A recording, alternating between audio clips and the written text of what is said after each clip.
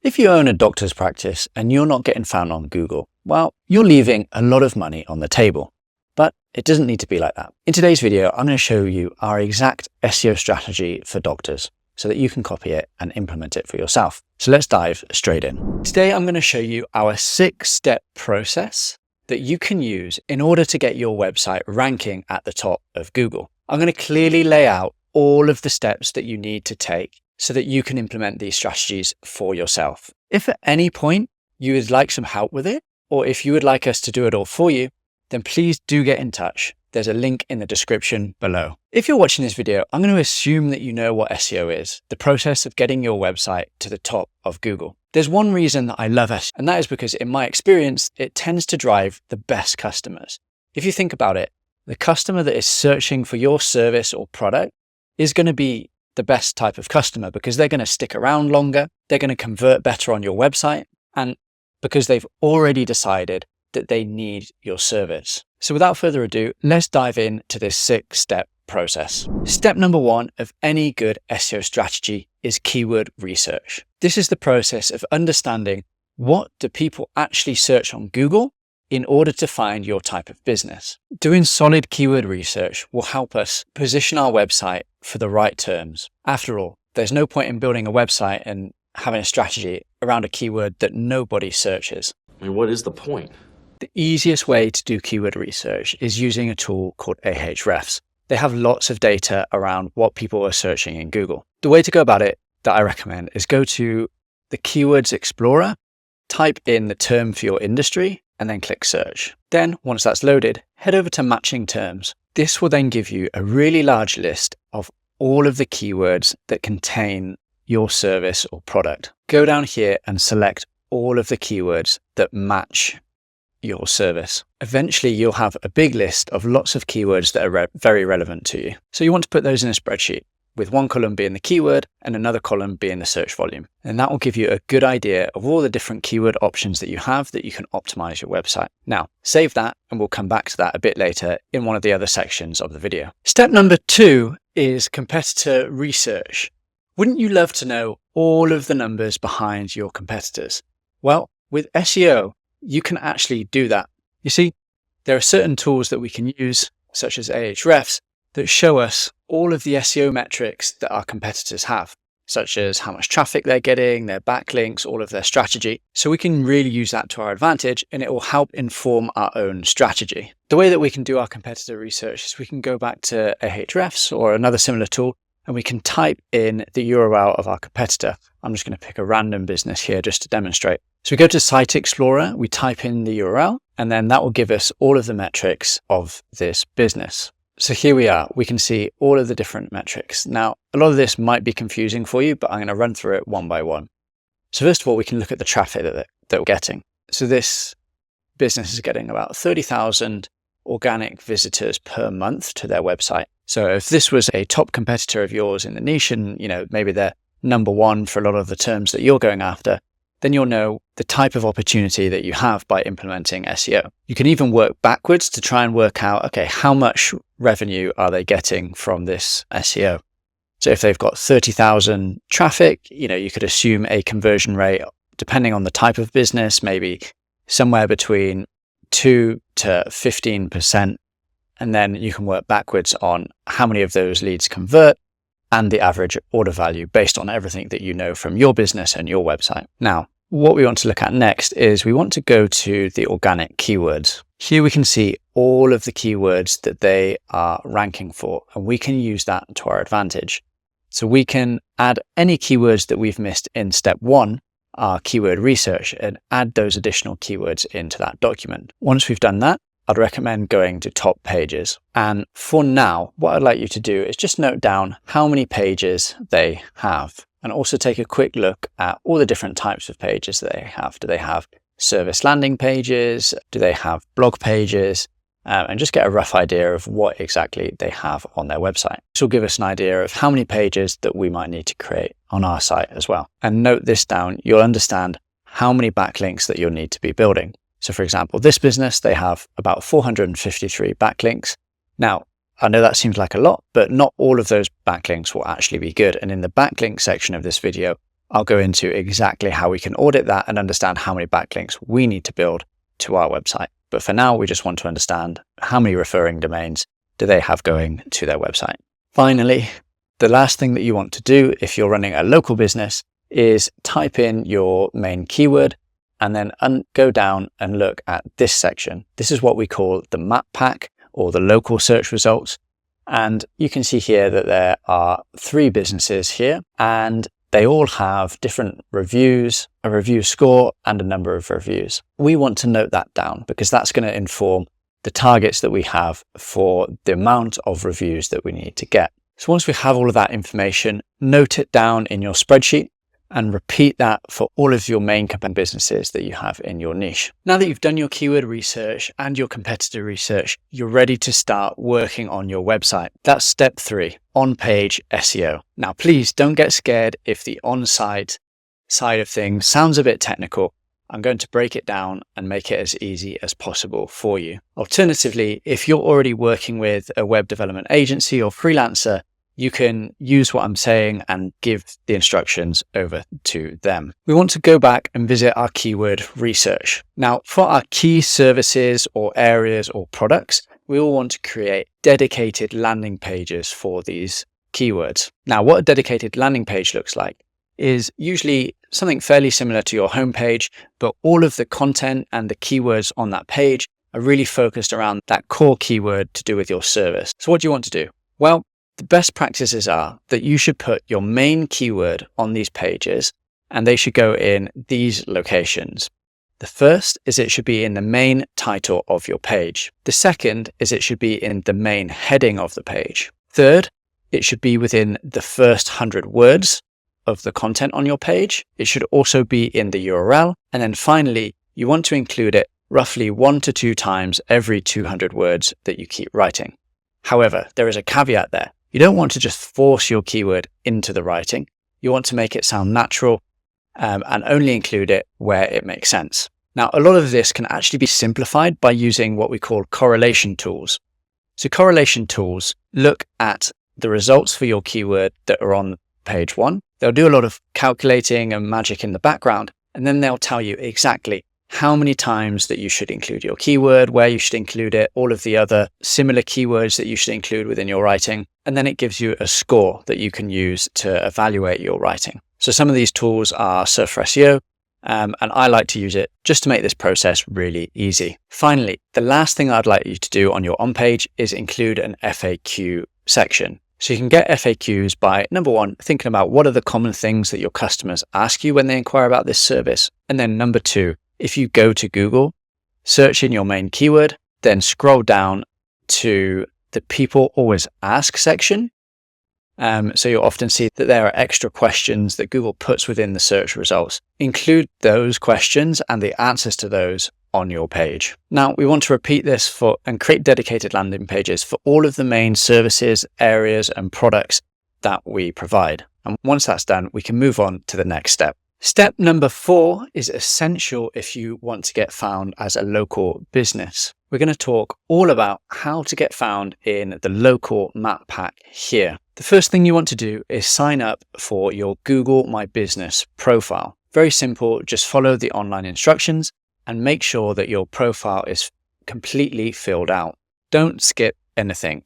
Make sure that you have your categories, opening hours, proper descriptions. Make sure that it is 100%. Then also go ahead and add some photos to your profile. Not only will this help with your ranking, but it'll also help customers see your business, understand it, and be more likely to call or click on your website. Once that's done, the next stage is to start getting reviews. In our competitor research, we found how many reviews that we'd want to be getting. So for example, if this was our business that we were trying to rank for, we would understand that we need to get somewhere between 60 and 160 reviews. Now that might seem a lot, but over time, you'll be able to reach those levels. There are 2 main strategies that I recommend when it comes to getting reviews. The first is to go back to all of your happy and loyal customers and send them a personalized message asking if they would be happy to leave you a review, and that it would be really helpful if they were able to do so. Most times, if you've done a good service and that your customers are happy, then they'll want to help you. The second is, for going forward, I always like to incentivize employees to get reviews. You can offer them a cash bonus, a gift card, or a special reward. You could even have a ranking table of all your employees on who's managed to get the most reviews from their customers. And this will just remind them that they need to keep asking their customers whenever they speak to them to leave a Google review on your profile. It helps to turn it into a bit of a game. It helps create the right incentives. And of course, they'll also want to give an even better service so that they can get the good reviews. And that's it. That's quite a simple process to get your business ranking up here in the top of the map pack. On to step number 5. If you've made it this far, you're doing a great job and you'll be rewarded for all of your efforts by Google. Step number 5 is creating blog content. So why is this important? Surely we've already created landing pages for our main keywords. Why would we need to go after blog and informational content? Well, informational content can be really useful. There are 2 main benefits. The first is it helps Google understand your website, what it's about, and your expertise on the subject. The second is it can also be used to attract customers. Let me explain. Not every customer is searching on Google for a solution. Often they're trying to find out more information about problems that they're having. From a marketing perspective, we say that they are higher up the buying funnel. So if we're able to get potential customers on our website before they realize they need the solution that we provide, we can either capture their details during that point, help them understand that they might need our solution, or if we're getting really clever, eventually we can start using things like meta ads to retarget them on Facebook and using our meta pixel. So how many articles should we be writing? What should we write about? Well, the first thing is we want to understand how many articles our competitors have written. So go back to your competitor research notes from step 2, look at how many pages they have and how many of those pages are informational blog articles. We'll want to write about the same amount, but let's try and go a little bit further and write even more, maybe say 10 to 20% more. In terms of what we should write about, well, we can write about exactly what our competitors have been writing about, but you can also revisit step 1 to understand what informational keywords there were in your niche. When you're doing this, remember, if you can, use a correlational tool like Surfer SEO, and if not, then just remember the best practices of a keyword in the title of your page, a keyword in the main heading, in the first 100 words, in the URL, and 1 to 2 times for every 200 words that you write. Now, it can seem very overwhelming if you have to write lots and lots of blog articles. What I'd recommend is breaking this down into a monthly target. So instead of having to write, say, 20 articles in month 1, what you can do is split that over 6 months and maybe write 3 to 4 articles per month. That'll help it be a lot more manageable. But if we do have the option, I always prefer to batch create all the content up front. That's because the sooner we get that on the website, the sooner that Google is going to discover those articles and going to start sending us traffic. Another option might be to work with a freelance writer or a content creation agency. Now, we've done a lot of foundational work here, but step number 6 is what is really going to drive the increase in rankings for our website. These are backlinks, and you can think about them as the fuel to our fire. Backlinks are links coming from other websites to our websites, and there are many different types, and I'm going to explain exactly how many you need to build, what type, and how to do it. Now, there are many types of backlink, but I've tried to simplify it with something that I came up with called the link building pyramid. So you can see here my post on LinkedIn. If you look at the bottom, that is our starting point. That is something called foundational links. These are the type of links that any normal business should expect to have. They are links from our social profiles. So you want to go ahead and set up all of the different social profiles, Facebook, Instagram, LinkedIn, also some of the less known ones, maybe Reddit, Pinterest, and make sure that all the profiles have a link back to your website. The next is directories. So even if you don't have a physical location, it's worth getting directory listings because this, again, is just another foundational link. They're very cheap, easy, and quick to build, so it's just worth doing. Once we've got those out the way, it starts to get a bit more fun. We go on to the next tier, which is relevancy. Here we build relevancy by getting posts on other people's websites that include a link back to ours. These are called guest posts. And in most cases, we'll have to pay the website owner to post that on their website with a link back to us. You can expect to pay anywhere between $100 and $400 per post on the quality of the link and the website that it's linking from.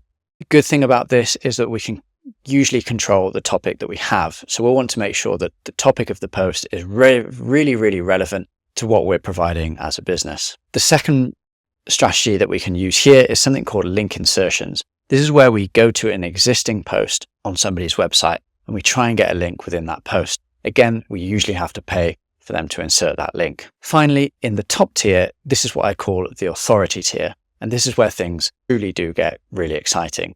These types of links are the best links from major media websites, and we achieve this by doing PR activities. These are digital PR and journalist requests. Journalist requests are when a journalist posts something, say for example on X, where they're looking for a source or some sort of insight to add to one of their stories. If we respond to those and we add valuable insights that they can use, then they will quote us in the story, and oftentimes they'll include a link back to our website. This is a really great way to build some top quality links. But the thing about journalist requests are there are only a certain amount of them available. So if we're really looking to grow our link profile and scale up our link building efforts, then digital PR is really the strategy that we want to be following. Digital PR is where we're sending out interesting insights, data, or advice to journalists that they can use as the basis of an article. Now, the reason that this works is because journalists have very high targets in terms of what they need to write. Maybe they've got to write like 8 articles per day.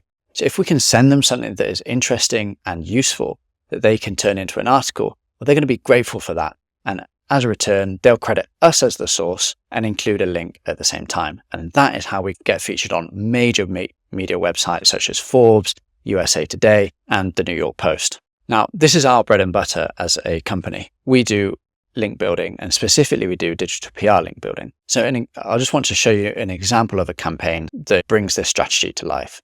So there was a client with us, they ordered 10 links. We delivered 24 because their campaign went, and they got links from some of the UK's media websites. The Mirror, which is a DR90, The Sun, another DR90, Express, Wales Online, Daily Star, Daily Record. So these are all really massive links that they were getting here. So what did we do to do that? Well, they were a plumbing retailer, and we came up with a campaign that used their spokesperson and gave advice on how to avoid mold within your bathroom.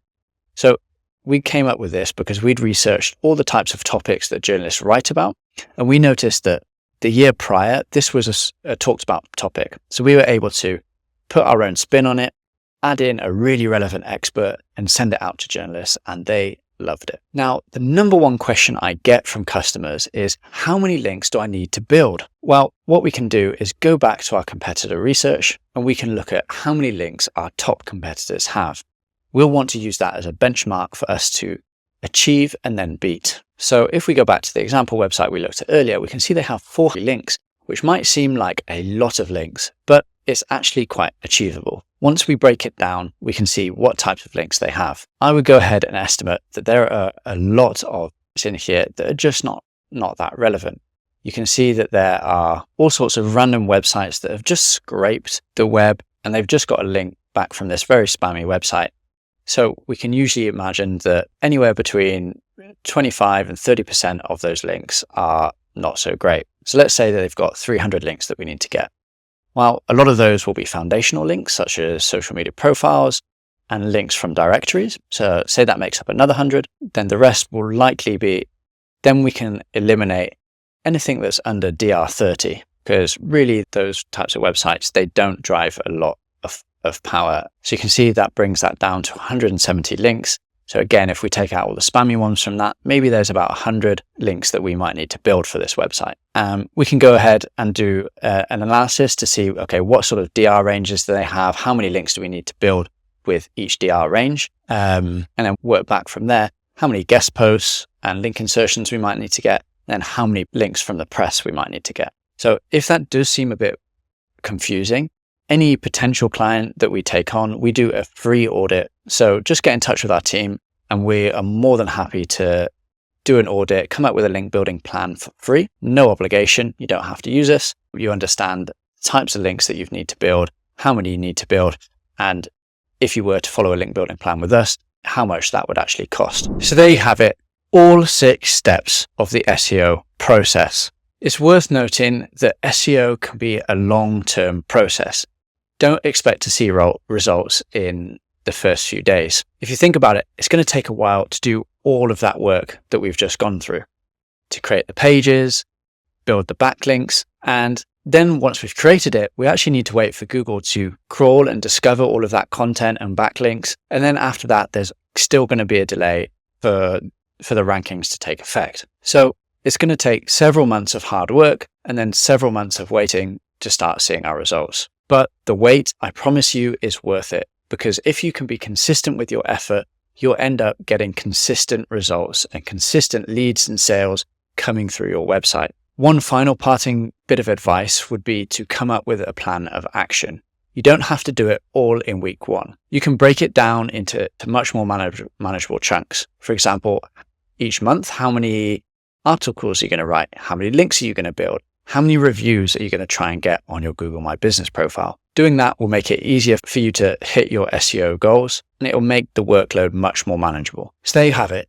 everything you need. If at any point you want some experts to handle it for you, just get in touch with me and my team, and we're more than happy to do it. Just click the link in the description. Thanks for listening.